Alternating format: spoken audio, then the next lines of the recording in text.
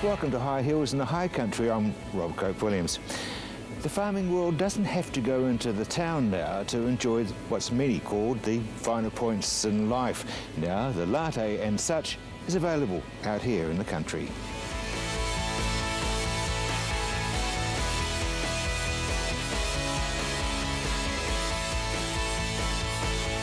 Amberley's Norwest Cafe has been a local landmark for 17 years since Trish Coleman opened its doors for business. When the 1928 bungalow on Amberley's main street that had been a medical centre came up for sale, Trish and husband Tim, who'd been looking for a suitable premise for a hospitality business, snapped it up. Their travels overseas had inspired them to open a cosmopolitan-style eatery, but the more research that Trish did, the more she realised just what a risk they were taking. What Trish learnt resulted in some major changes to the business that has become a local institution. I studied in particular the '96 census, which brought about a few shocks for us actually, Rob, because back then 10,000 people lived in Huranui and the average income per annum was 15,000 per year, which, you know, when you think about coffee and food and dining back in those days, you know, it was certainly, you know, it was a luxury. People needed disposable income. So we realised that the local economy probably couldn't support or sustain what we were wanting to achieve long term. So we turned our attention to a metropolitan type experience, and that was sort of the founding essence behind Norwester. We wanted to be 7 days a week. We didn't want people to have to think about when the restaurant would be open. We wanted them just to always be able to depend on the Norwester, whereas most of the other establishments that were operating closed 2 days a week or weren't open nights, etc., or were only available for the daytime. Having set the opening hours, the question of style was the next decision for Trish. We didn't want it to be a dumb rustic experience. We wanted it to have a little bit of intelligence around it. We weren't afraid of failing, you know, and we did in those early days. Gosh, we were so green, and it was only really the experience of staff that had worked in hospitality before us that really allowed us to build the platform that we needed to get this, you know, going, because we did not have the credentials. I certainly would not recommend our entry experience for anyone coming into hospitality. It's just, you know, we were lucky. It was only sheer grit and determination that actually got us, you know, got us through those first 5 years. Even then, the hard work was far from over, but having a good team made the impossible achievable. I was working 18-hour days without a lie, and it's been the most intense period of my life running this restaurant, starting it and keeping it going. It's tested every ounce of me, mentally, emotionally and physically. And you just have to be ready for that, because it's not an industry for the faint-hearted, because there is lots of competition, there is lots of choice, and there are many choices for anyone that's wanting to spend a dollar in, you know, in terms of food and drink. You've got to be ready for that. Everyone can cook and everyone can pour a drink, so everyone tends to think that they are experts at it and are only too willing to tell you what your experience should be like and what it should cost. So you have to be very clear about what your philosophy is around food. You have to be very good at menu management, to be able to put together a menu that will flow, that will allow food to come out in a timely manner. You have to understand food costing. You have to be able to be good. If you don't want to run yourself ragged, you're obviously going to have to employ other people. So there's recruitment and selection processes that you have to be au fait with. Your whole budgeting, it's, you know, every finances, marketing, systems, and people management, both of suppliers, staff, and customers. So how did you get so many people walking over your mat? And there would be millions of people that have walked over the mat of Norwester. You know, it nearly brings a tear to my eye saying that, because, you know, it's been a restaurant, I think, that Canterbury and people in New Zealand have fallen in love with, and I'm very humbled by that. I think that there was always an authenticity about our experience. There was one that I'm never silly. I'm never afraid, Rob, to ask a silly question, and I've never been afraid of constructive feedback either. I've listened to my staff and I've listened to customers, and we've put right things that have been wrong, but then in other respects I've chosen to stand strong on things that I believe in terms of my food, dining and serving philosophies. And yeah, I think it's just, you know, there's a spirit-like quality to any successful restaurant, and obviously I believe that spirit comes from the people that are involved. People that Trish has now said goodbye to. In June, Trish sold the Norwest Cafe, entrusting its future to the next set of enthusiastic proprietors. While she's understandably sad to leave, Trish has real concerns for the future of hospitality locally and nationally. I fear for this industry that I've worked in for such a long time now, in terms of actually building an environment where we can encourage people to see hospitality as a career, to actually see it as a lifelong career, and to stay in it, whether they choose to be in the kitchen, whether they choose to be in front of house, or whether they choose to be an owner. And at the moment, you know, we're very much oversupplied in my view. I mean, Christchurch City at the moment, I hear, is up to 95% of what it was pre-earthquake, and we don't even have the central city built yet. So, and I know the same statistics apply in Wellington, where we have more restaurants per head of population than New York City. So, you know, because entry level is relatively easy, although it is getting harder, and that will slow down entry into hospitality, there still is this mentality that anyone can do it. Get a building, open a cafe, you know, and everyone wants a cafe on the corner. But all it's doing, in my view, is the segment's not getting, you know, the pie's not getting any bigger. The segments aren't expanding, but we have more people taking pieces out of the pie. And put me in the middle of Sydney or Melbourne and say, you know, we're going to open up more restaurants around you, and have that collective approach that most people try and encourage us to accept here in the country, which I disagree with intensely. Is, you know, I only have a population of around 2,000 people here when I was doing, you know, working here at Norwester. The wider Hiranui, only 12,000. North Canterbury, 60,000. Canterbury, you know, Christchurch, 350, combined not even 500,000. You know, our numbers are just so small, and our visitor stream that's coming through, you know, we really need to leverage that more as well. You know, Hamner Springs, Kaikoura, you know, we've got national and international tourist icons there, but the visitor flows through for internationals, you know, could be and should be a lot better than what it is. It's one battle Trish won't need to fight as she gets to enjoy the hospitality she for so long provided others in Amberley. Despite what you may think, this isn't actually a male-dominated field. When I graduated, probably 10% of my class was male, so 90% was female, but half of them would have gone into the dogs and cats field of work. But even so, a lot of my female colleagues have gone into the rural area, and I think at the start it was hard for certain clients to accept, but it's at the moment it's pretty much accepted that a lot of them are females that are around here, and most of the time, you know, they do the job just as well. They haven't got as much strength, but apart from that, they should pretty much have everything else that a man has as well. But she's working within a male-dominated industry, which also has its challenges. You know, they look at you and think, you haven't got the power to work with an animal like this. You haven't got the strength, you can't push them around, and but it's often not actually about your strength, because, you know, when you're examining an animal, it doesn't come down to your power at all, and you shouldn't have to wrestle with an animal. So really, it doesn't matter. It's probably just a mindset.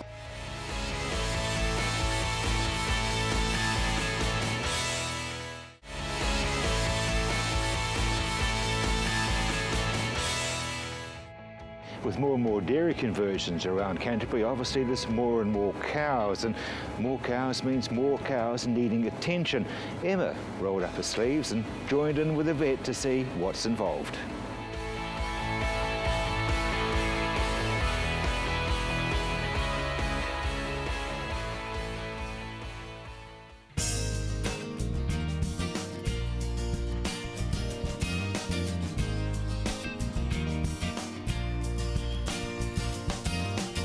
It's not the most glamorous job in the rural sector, but someone's got to do it, especially when it comes to these rectal examinations. Do you mind doing all this type of thing? As a vet, you mean? No. Well, I like seeing the result of what I do, because obviously I became a vet for the love of animals, and so I want to be able to do something for them. Yeah. And a sick animal, if I can make it better and actually find out what's going wrong with it, that's a big thing why I love my job. During calving season, veterinarian Hanique Van Kooten can find herself shoulder deep in her work more than once a week. Well, one reason why we sometimes do this is if we need to make sure that the cow is still in calf, which she is. I can actually feel a calf in there. Then I can feel the stomach on this side, so I can feel if there's enough food in there, if she's actually been eating. Originally from Holland, Hanique now works at Rangiora Vets, but she's not working with cute, fluffy cats and dogs. She tackles the big animals outside on the muddy farms. But I found I had more of an affinity with cows, so I've been out in the rural area for more than that. So part of a rural vet's job is also doing other animals like pigs and sheep and goats, so pretty much anything that eats grass. Horses and alpacas as well in this area. We've got a lot of livestock blocks, so that is all part of my job description. Today she's vaccinating cows out in Oxford. It's no small feat. There's 180 of them here, and Hanique is leading the male farmers on the job. Basically, it's a small needle here that goes just under the skin, and so we deposit a tiny amount of vaccination. So a vaccine that we give them is often to prevent them from diseases that they can get. One of them it's called Rotavec, and basically what we're vaccinating for is to help their calves stay healthy. So they get antibodies through the milk that they get from the mum once they're born, and it protects them from getting sick. Hanique can often perform miracles on sick farm animals, but often it's a matter of checking to see they're just fit and healthy.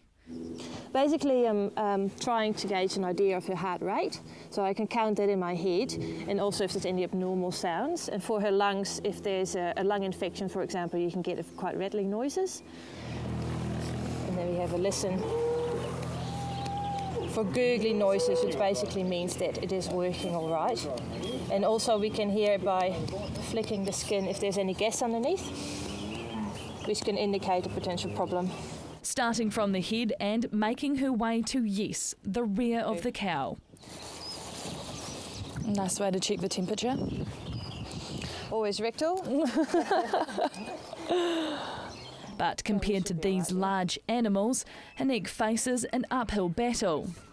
It can be challenging. It's a very physical job. There's also routine parts that we do, for example scanning, where you do 1,000 cows easy a day or more, which can be quite hard on your body. Like, I'm not a heavy set person, and for me the first year is probably quite tough, but I think you find your way around it, and you find how you need to keep your posture, and also sometimes being clever more than anything about it, rather than using your strengths, finding a way to actually improve ways you do things and use your mind more than anything. Despite what you may think, this isn't actually a male-dominated field. When I graduated, probably 10% of my class was male, so 90% was female, but half of them would have gone into the dogs and cats field of work. But even so, a lot of my female colleagues have gone into the rural area, and I think at the start it was hard for certain clients to accept, but it's at the moment it's pretty much accepted that a lot of them are females that are around here, and most of the time, they do the job just as well. They haven't got as much strength, but apart from that, they should pretty much have everything else that a man has as well. But she's working within a male-dominated industry, which also has its challenges. They look at you and think you haven't got the power to work with an animal like this. You haven't got the strength. You can't push them around, and it's often not actually about your strength, because when you're examining an animal, it doesn't come down to your power at all, and you shouldn't have to wrestle with an animal. So really, it doesn't matter. It's probably just a mindset. Hanique's one of many women in the industry fighting stereotypes that they do have a place on the farm just as much as the men.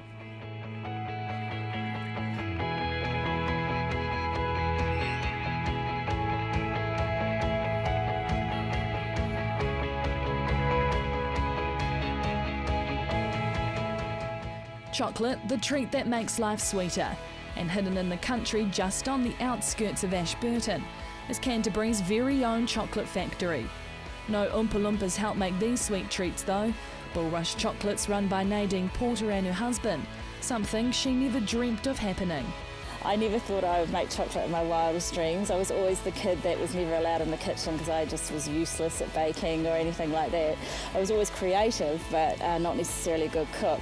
The mother of three started the business back in 2007, experimenting with the idea of what chilies and chocolate would taste like together. Fast forward 7 years, the funky design chocolate is now being sold in New Zealand and Australia. And I popped along to find out a few tricks of the trade from Canterbury's very own chocolatier. So we're filling this with mango, are we? Yeah, it's a mango fondant jelly we make. Your own secret? Yeah, they all are.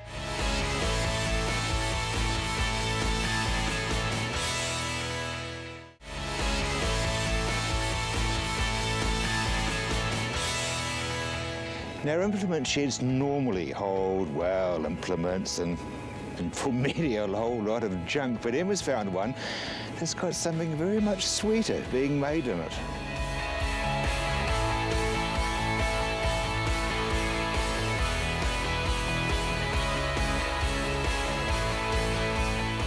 Chocolate, the treat that makes life sweeter, and hidden in the country just on the outskirts of Ashburton is Canterbury's very own chocolate factory. No Oompa Loompas help make these sweet treats though. Bulrush Chocolates, run by Nadine Porter and her husband, something she never dreamt of happening.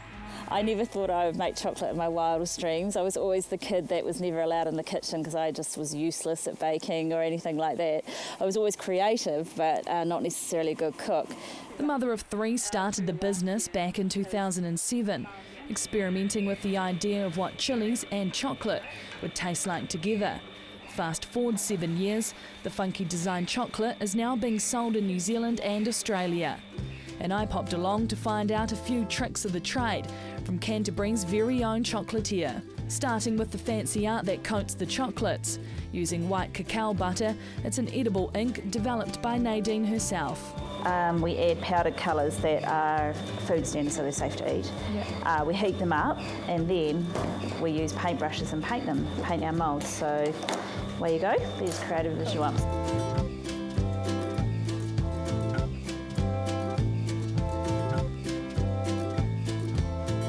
Then for the fun part, filling the painted moulds with delicious chocolate.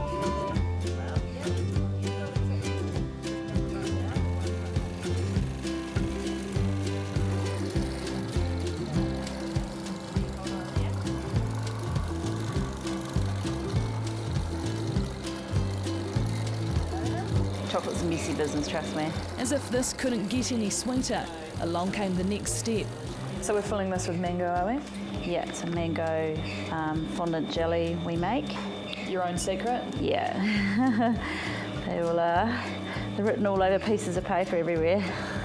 Everyone and all the staff that come here always complain about that. It's a special of Bulrush chocolate, most of them filled with New Zealand favourites. Hokey Pokey, Milo, Pavlova and rhubarb and kumara, just to name a few.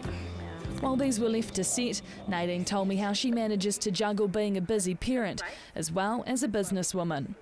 Being a mum of 3 young children and running a business and hubby having an arable farm is it's a constant battle. It is very busy, and I often think about women in the 70s who advocated for us to be out of the home doing things, and so I remember going through high school being told that we would all have careers. It was never considered you'd be a full-time mum. For those of you who say you can have it all, Nadine thinks differently. You can't have it all. Things slip, like housework or gardening or whatever, and it can be a bit stressful at times, but I'm so lucky I have such a supportive husband, and he's part of my business too, and a lot of the ladies that I know around my area, they've all got little businesses going as well because they're used to working and being out and doing things, so it can be really tough. But it can be worth it. The business is more than making chocolate. Serving the community also plays a large role. We have a lot of teenagers work for us after school, and it's really important to me that they learn about having fun but working at the same time and learning that work ethic. The well-known Whitakers and Cadbury started as a small family business and grew to be sold on supermarket shelves around New Zealand and the world. Businesses such as this have been sold on or made bigger. They've lost something in the process. They've lost what made them unique. So it's really important for us to always be that handcrafted, artisan, passionate chocolate brand that we are. we love what we do, and all the staff that work with me, they're not staff, they're friends, family, just mothers, people like me, and that's really important as well. But lucky the business isn't relying on me to help make the chocolate. Did I just break it all? But look, it would have been beautiful. It's very close. So I was just going to say, just go gentle, like this. Oh, I've just ruined it. No, that's all right. Gone off it? No. Not to me, but yeah. No. And some paint didn't come off there, but yeah, you've got the idea. Look, it'll be almost perfect on that side. Close. Well, we'll just show you There you that go. side. Half a high heel, beautifully made. And you can take those away with you. Yeah, just careful you don't.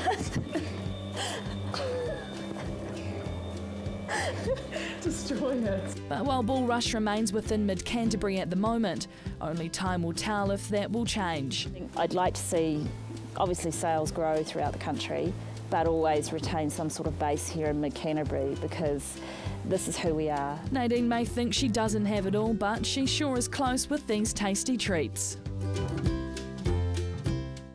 So those are our high heels in the high country. Join us again where we introduce you to more wonderful ladies doing amazing things.